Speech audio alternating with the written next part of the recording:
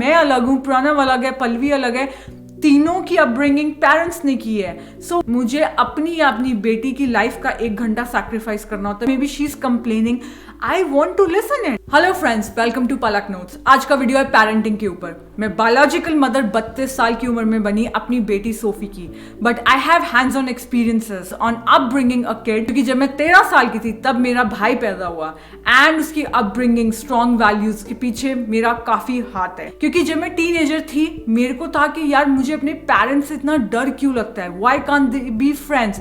So it was a mix feeling of respect and fear. तो प्रणव इतने साल बाद पैदा हुआ, so we did as parents, mom, dad, me and Pallavi, that आज Pranav is such kind of kid. He is 22 years old and I tell you, मुझे दुनिया में किसी से भी बात करनी होती है मेरी पर्सनल सेल्फ डेवलपमेंट के लिए, मैं खुद जब मेरा माइंड स्टक हो जाता है मैं प्रणव से बात करती हूँ. He always show me other side of the coin. जब सोफी पैदा हुई मैंने चाइल्ड साइकोलॉजी के ऊपर बहुत सारी बुक्स पढ़ने शुरू की. आजकल मैं पढ़ रही हूँ ऑथर जूली किंग की book how to talk to kids so that they listen. और जैसे जैसे मैं बुक्स पढ़ती जा रही हूँ मुझे लगता है यार I did naturally this to Pranav, I did naturally this to Pranav, maybe this is the reason he is like that. एक चीज है समझो, मैं इंटेलेक्चुअल ग्रोथ से ज्यादा पर्सनल ग्रोथ पे बिलीव करती हूँ. इसका मतलब मैं कहाँ गलत हूँ, मुझे कैसे चेंज होना है. कहते हो जब आप जवान होते हो आप में जोश होता है कि यार मैं दुनिया बदल दूंगा, लेकिन जब आपको रियल विजडम आता है आप चाहते हो यार मैं कैसे चेंज हूँ. सो गाइज, दुनिया में जो मुझे सबसे क्लोजली जानते हैं वही लोग मुझे चैलेंज कर सकते हैं चेंज होने में. So Pranav is a person I always talk and he challenge my thinking, जिससे मैं इंप्लीमेंट करती हूँ और उसके बाद I try to be a better person. So मैं ये डिस्कस करूंगी कि मैंने उन बुक्स के अंदर क्या पढ़ा जो नेचुरली हमने प्रणव की अपब्रिंगिंग के अंदर इंप्लीमेंट किया था. Number 1, memories over expectation. क्योंकि वो इतनी लेट पैदा हुआ था, मुझे पता था मेरी बहुत जल्दी शादी हो जाएगी एंड मैं उसके साथ कोई मेमोरीज नहीं बना पाऊंगी, तो मैंने उससे कभी एक्सपेक्टेशन की नहीं. High grade scores, big degrees, क्योंकि हम लोग as a family we just loved him. And आज जब मैं बुक्स पढ़ती हूँ उसमें यही लिखा है कि एक फैमिली का जो प्राइमरी एम है वो बच्चे को प्रोटेक्शन एंड लव देना है, वो उसको दिखाना है who the real person he is, not to impose expectation. So we never expected anything, not neither me nor parents. इसके अलावा मैंने उस बुक में ये पढ़ा कि पेरेंटिंग को हम इतना सीरियसली लेते हैं कि we try to control every aspect of kids life. अगर ऐसा होता तो सिबलिंग्स अलग अलग क्यों होते. और फिर मुझे यही लगा यार मैं अलग हूँ, प्रणव अलग है, पल्लवी अलग है, तीनों की अपब्रिंगिंग पेरेंट्स ने की है. So it's the sum of also external factors. So you have to expose your kids to different external environment. जो सबसे बड़ी पेरेंटिंग मिस्टेक्स है to be concluded from the book is number 1, repression. Repression means teaching kid it is not safe to express their feelings. For example, आपके बच्चे ने गुस्सा show किया, आपके बच्चे ने टैंट्रम्स दिखाए, गुस्सा शो किया, आपने बच्चे को डांट के या आवाज ऊंची करके, यार छोटा सा उनका दिल होता है वो डर जाते हैं, आपने उनको ये सिखाया कि आपने फीलिंग्स को रिप्रेस करना है.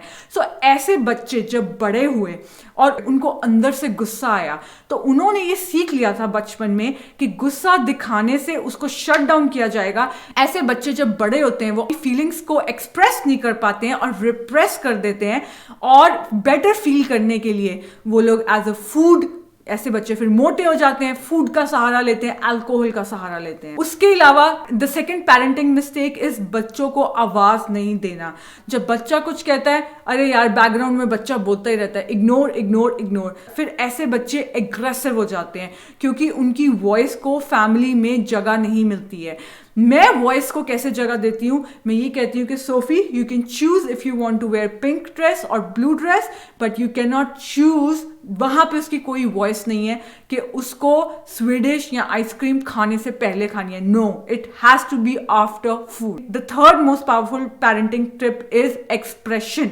कोई भी एक्सप्रेशन है बच्चे का, किसी दिन वो हैप्पी है, सैड है, एंग्री है, नॉटी फील कर रहा है, उस फीलिंग को एक्सेप्ट करो. अगर वो बहुत ज्यादा नॉटी एक्टिविटी कर रहा है, may be kid need attention.